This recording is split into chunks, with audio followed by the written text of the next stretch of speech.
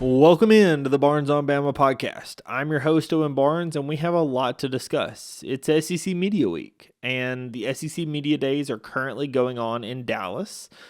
Normally, you will have noticed that my podcasts and videos have been coming out on Wednesdays.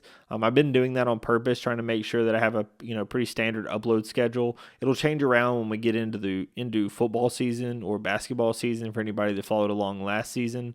The plan for football season is probably to record, maybe around Tuesday, Wednesday, for that episode probably to come out on Thursday for the preview of the game prior, and then probably to record on Sunday, potentially late Saturday night, but probably Sunday, for the episode to come out first thing Monday morning in terms of the recap from the game before. If I can get them out on Sunday, same day, I probably will, but that's kind of the plan for coming up. But as for now, the episodes are going to be coming out weekly on Wednesdays, as they have been. Like I said, just delayed a little bit this week so that I could cover Alabama's stay at SEC Media Days. So let's talk a little bit about what's been discussed. So for SEC Media Days, Alabama had Milroe, Malachi Moore, and Tyler Booker. And they kind of instinctively chose those three guys, as those three guys are the vocal leaders on the team, are the big guys who stepped up, and also were kind of the three main guys when they're thought to be an exodus of players potentially leaving when Saban retires and DeBoer comes in. Those were kind of the three guys that anchored the locker room. And there was a comment mentioned about all three guys were in position groups that lost somebody early on, right? Tyler Booker loses Caden Proctor. Malachi Moore loses Caleb Downs.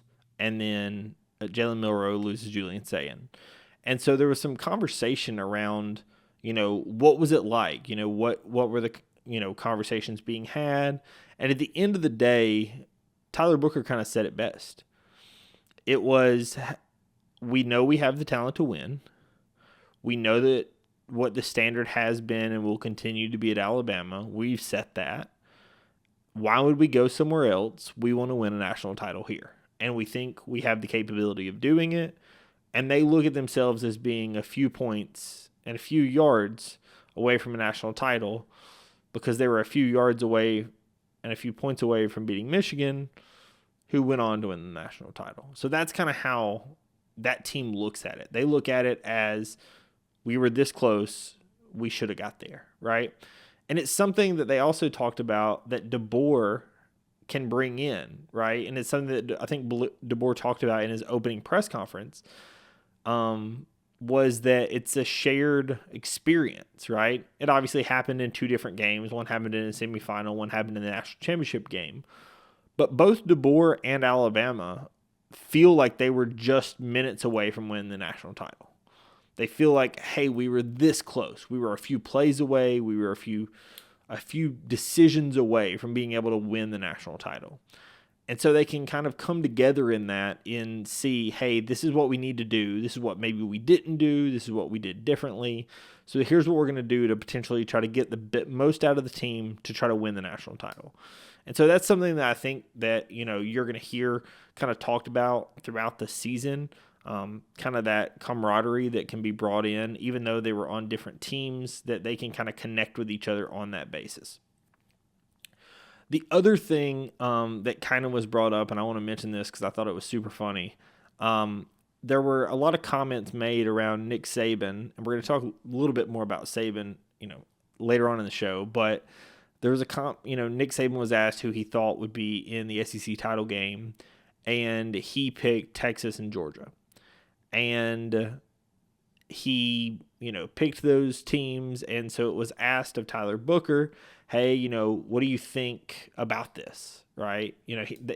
Most of the players were asked about this, but I thought Tyler Booker gave kind of the best answer. And it was, he said, at the end of the day, I don't deal in hypotheticals. That's something Coach Saban taught me. And then there was something he mentioned on the Next Round podcast a little later, Next Round video a little later, was that, Coach Saban used to say, don't let the thoughts of the people in their mother's basement influence your your ideals or what you're going to do.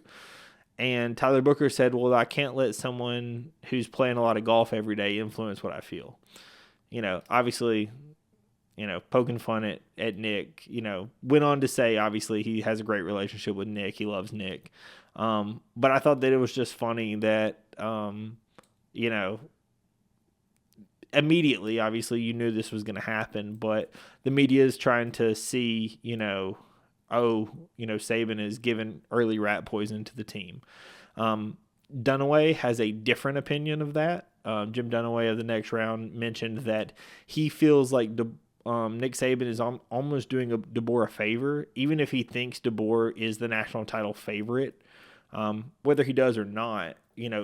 By not choosing him to be in the SEC title and not choosing him, to win it all, he's just not putting that pressure on DeBoer, right? It's a situation where no matter what he feels about the overall actual makeup of Alabama, by not, putting the immediate expectations of the greatest of all time on this team, right? By Nick Saban not giving it this is the team that should win it all stamp of approval, it immediately kind of allows DeBoer and the team to find their own footing, to, control what they can control, and come into this, whether it's underdogs or not, come into this season without the expectations of what's going to go down as the greatest coach of all time.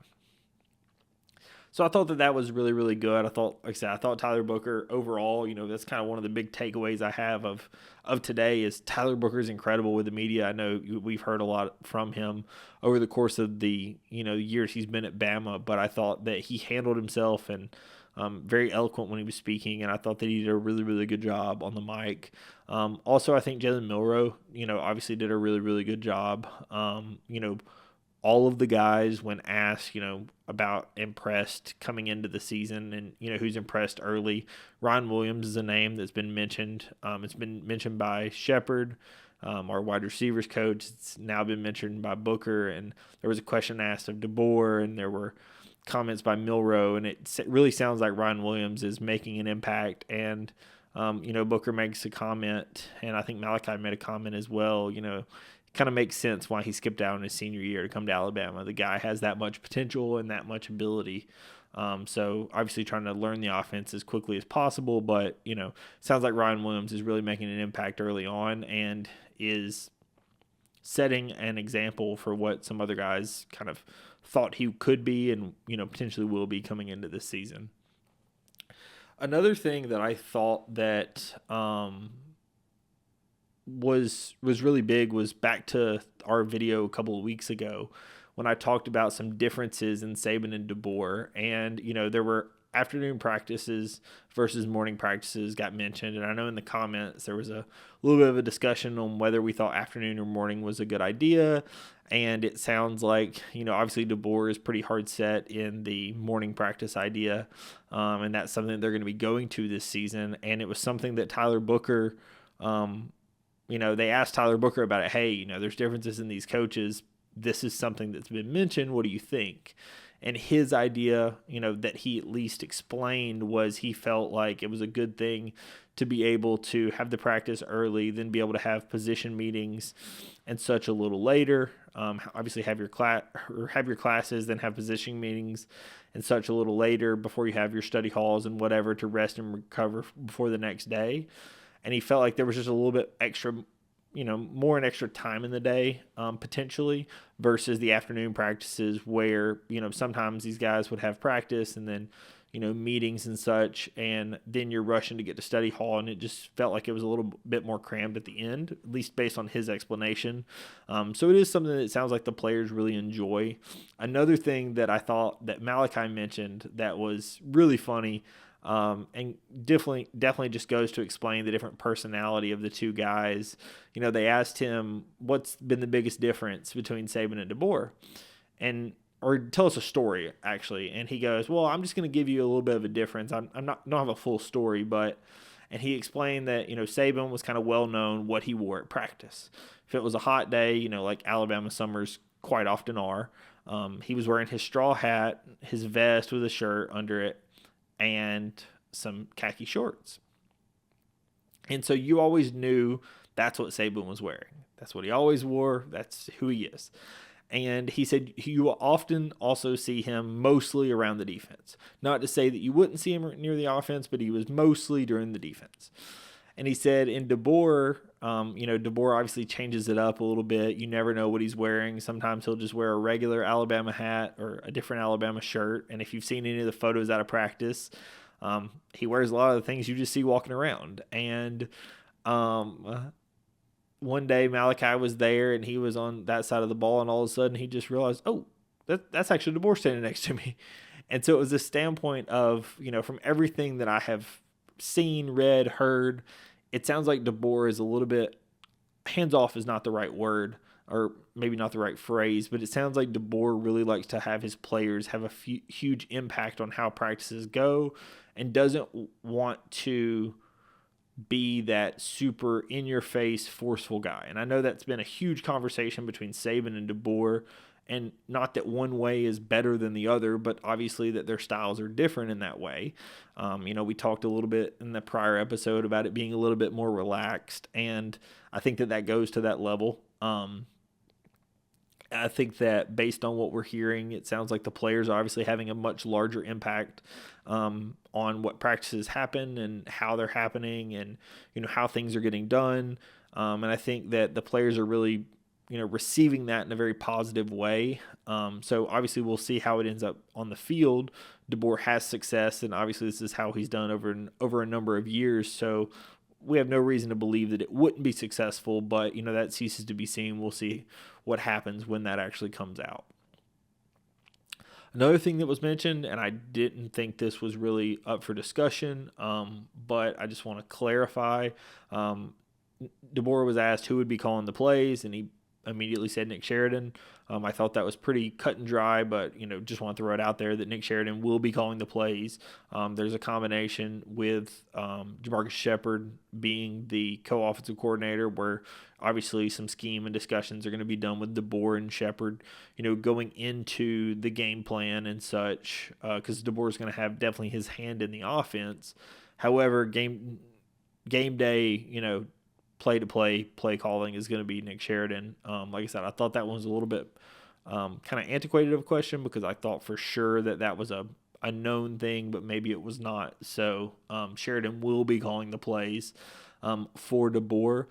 Another thing that I thought he mentioned, and it was something that I think coming into this, I've never been to South Dakota or North Dakota. And so this was more of an opinion that I had, but I didn't really have any basis in fact. But some of the conversations that DeBoer had about his upbringing and just life in South Dakota, it really felt, almost like a Southern way of living. Obviously in a different part of the country, different weather, but it sounded, very, a little bit slower, a little bit, more, like I said, more like the Southern way of living. And there was a comment that DeBoer made saying that Alabama has been the place that reminds him the most of being back in South Dakota. And I think that doesn't surprise me. I think that also goes to the fact that, back to the recruiting points, we talked a lot about recruiting, and it's at the end of the day, somebody that is relationable, and can have a relationship with people and is a people person and has an infectious personality and people want to be around, is going to be that no matter where they're at. But I will say that Alabama feels like a place that, similar to Nate Oates, right? And I know the comparisons have been made between DeBoer and Nate Oates, both hires by Greg Byrne, neither one officially, the flashiest of hires.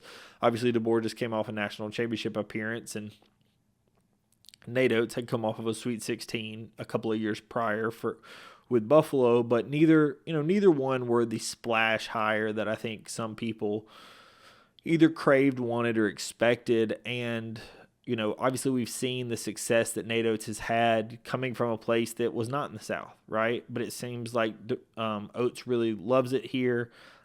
His family loves it here, and you're hearing a lot of the same things from DeBoer, right?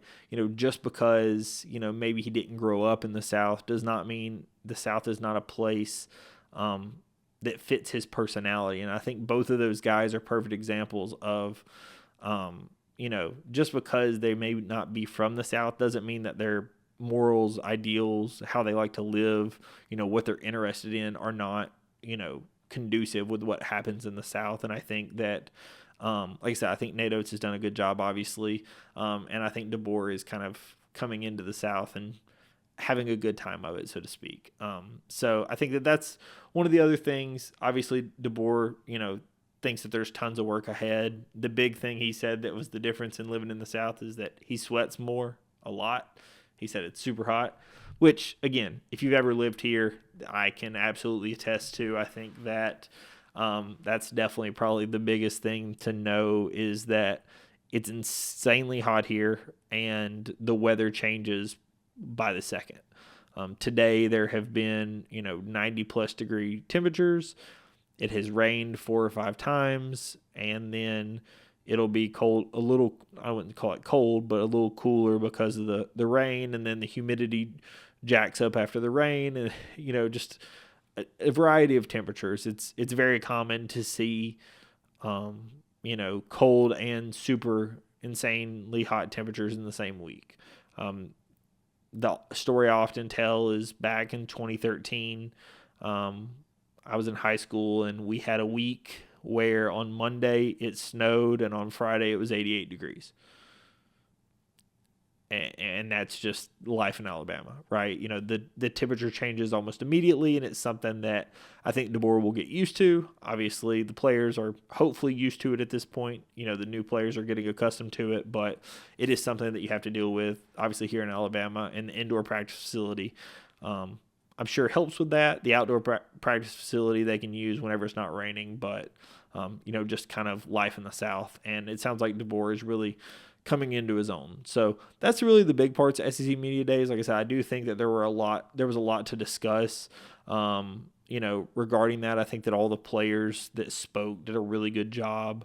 There were discussions with Milroe about his camps that he's led, discussions with Booker around, giving up so many sacks and how the offensive line has, kind of been gelling and getting together. And it sounded like a lot of the linemen have been losing weight, trying to play a little lighter, obviously trying to build off the success that they had in the rushing game last season, but, obviously cut down on the sacks because that's something that they were not proud of that happened last season. But it really seems like, all the questions got answered in the way that you would expect, and there were no crazy bombshells that came out, but I thought that all in all, it was a really, really good SEC Media Day. First, SEC Media Day for DeBoer, and I think that he passed it with absolute flying colors. So I actually want to transition now to some of the other coaches that have prior spoke, and specifically on one topic. And it's something that Kirby, Sarkisian, and Lane Kiffin have all spoken about. Obviously, they all have one thing in common, and it's Nick Saban. And Nick Saban is at SEC Media Days. There was some jokes on Monday. They asked him what was the biggest difference in SEC Media Day, and he said that he has to wear a credential because on Monday he tried to get into SEC Media Days and realized he didn't have his credential and had to go back and get it. And he said he had been to SEC Media Days 17 times and had never worn a credential. And, obviously there were plenty of jokes around, how does the person at SEC Media Days not know who Nick Saban is? But nevertheless, he was in good spirits, was laughing about it. And I think that obviously Nick Saban is one of the best football communicators of our lifetime. I think that he does a really, really good job, obviously connecting with players and coaching the game itself, evidence of the national titles. But I think also how he talks about the game, how he wants to grow the game, I think is honestly second to none.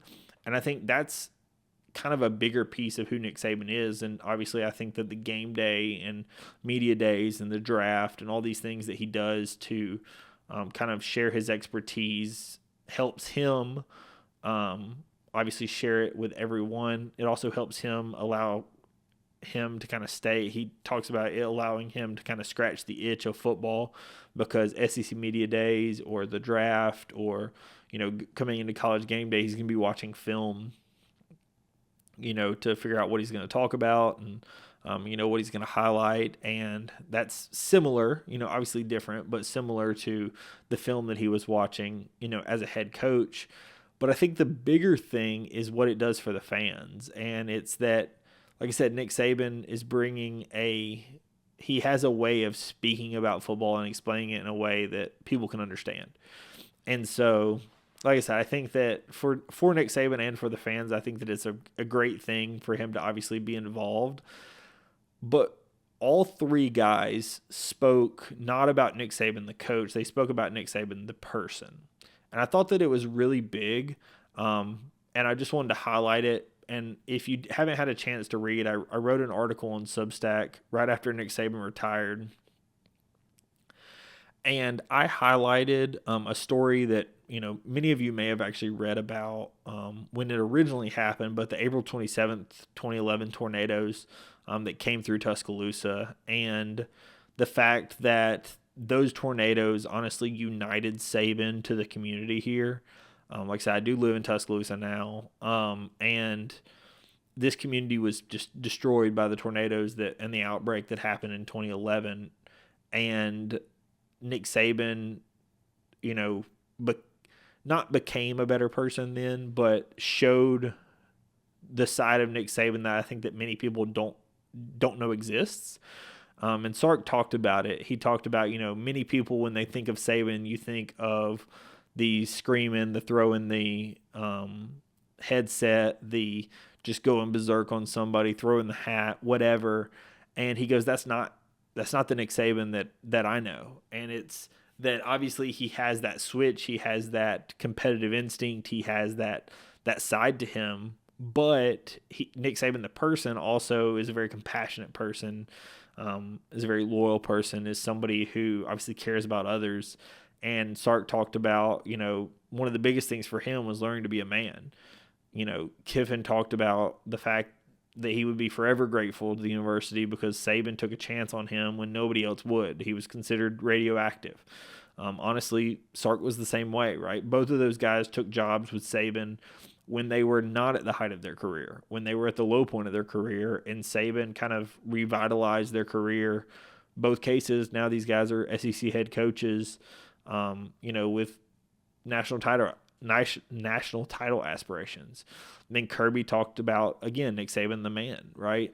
And so I think it's something that you're seeing because Nick Saban obviously isn't one of the other coaches that they're going up against every day now. It's somebody that they can kind of stand back and give their flowers because it's one thing, they can say what they can when somebody is an active coach, but to a degree, if you say too much good about your opponent, then potentially players and recruits are going to be like, well, if that guy's so good, why don't I play for him instead of you? But now that Nick Saban's not, a coach, it's somebody that they can look back and say, hey, this is somebody I really look up to. This is somebody that has had a huge impact on me. And I think that that's something that's really worth mentioning. Like I said, if you have a chance to read the article that I wrote, please do. It's really a deep dive into what all Nick did. Nick and Terry, donated tons of money. That's where they started building the houses for Habitat for Humanity. Immediately cancels like workouts and practices, and tells his players like, hey, go find something to do. These people need you. Like, go out in the community. Multiple players have said that they feel like that's what led them to the titles in 2011, 2012 was the unity of those teams and the togetherness of those teams. And it's something that, like I said, it just showed a side of Saban and obviously his wife, Terry, which if you don't know anything about, she's just an incredible lady. But it really just shows a side of Saban that I think that many people don't know exists.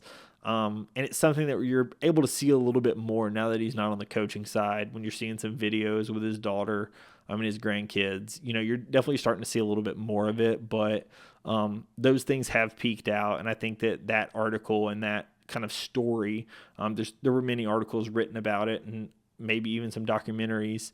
But that time in Saban's life kind of showed it as well as anything out there. So if you haven't had a chance to read it, watch it, look at it, I definitely recommend looking into that, because it's definitely something that I think is worth your while. But that's all I really want to discuss. Like I said, just want to go over SEC Media Days. Thought that there were some things that we needed to talk about. So if you like the content, please like and subscribe. I do appreciate all the new subscribers.